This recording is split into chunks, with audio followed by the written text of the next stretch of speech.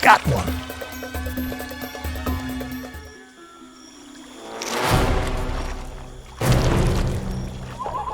All too soon, the tide turns, and the expedition team must retreat to the coast.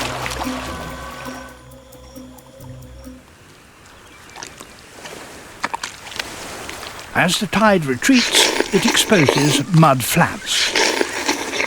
Sunlight hits the rich silt, and tiny plants and animals flourish there. All food for a mudskipper.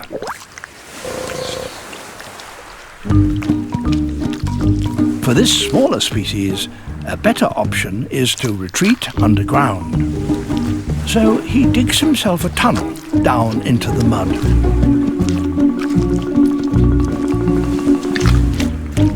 His heap of spoil is an indication of the extent of his excavations.